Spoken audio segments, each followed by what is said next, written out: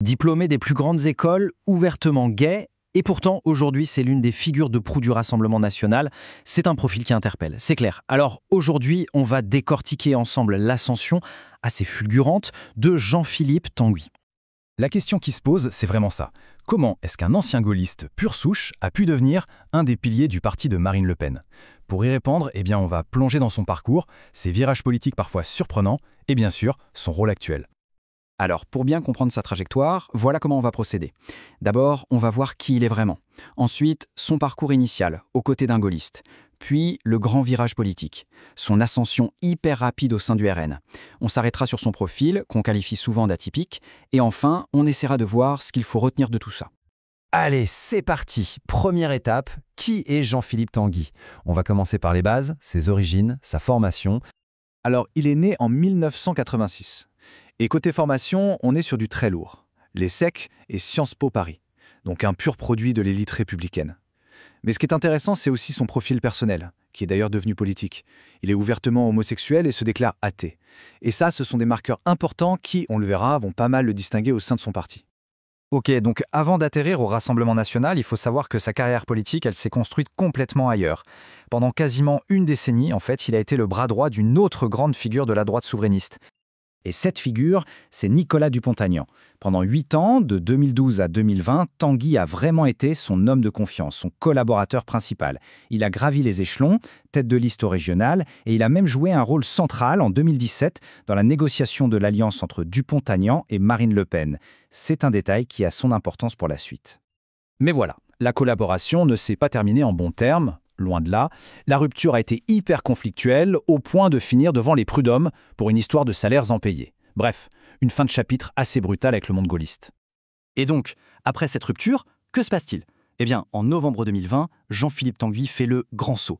Le saut qui va complètement redéfinir sa carrière, il rejoint officiellement le Rassemblement national de Marine Le Pen.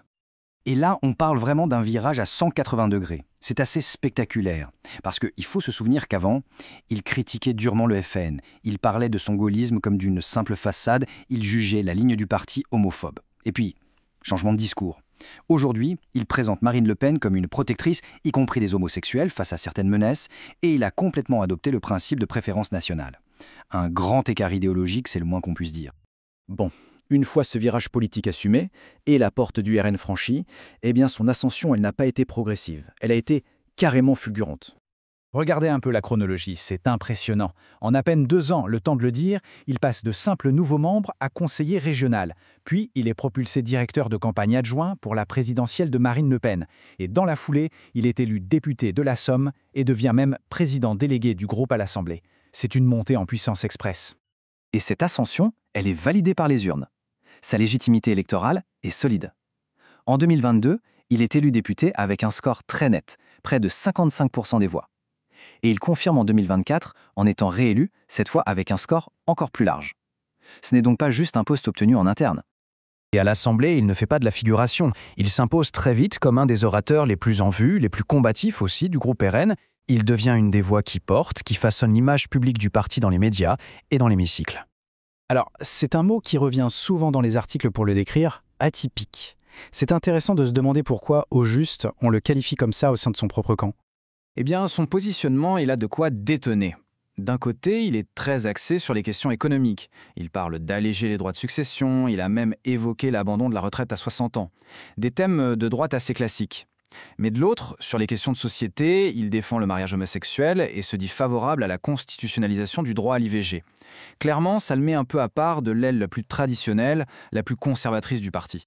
Et d'ailleurs, quand on lui demande de se définir lui-même, il utilise une étiquette assez précise. « Je suis de la droite bonapartiste ». Il cite son admiration pour Napoléon III. Alors qu'est-ce que ça veut dire?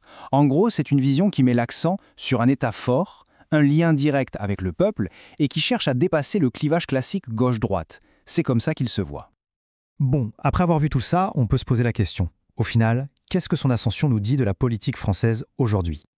Son parcours, ce passage du gaullisme au RN, ça reflète assez bien le virage stratégique du parti lui-même. Le but est clair, élargir la base électorale. Et avec son profil, diplômé des grandes écoles, ouvertement gay, très calé sur l'économie, il est un peu la vitrine parfaite de cette nouvelle stratégie, celle d'une image plus moderne, plus normalisée, pour séduire au-delà du cercle habituel. Et ça nous laisse avec une question de fond pour l'avenir. Est-ce que ce profil atypique de Jean-Philippe Tanguy, c'est juste une exception qui confirme la règle, ou est-ce que ça représente vraiment une nouvelle direction durable pour le Rassemblement national et peut-être même pour l'ensemble de la droite en France? La question reste ouverte.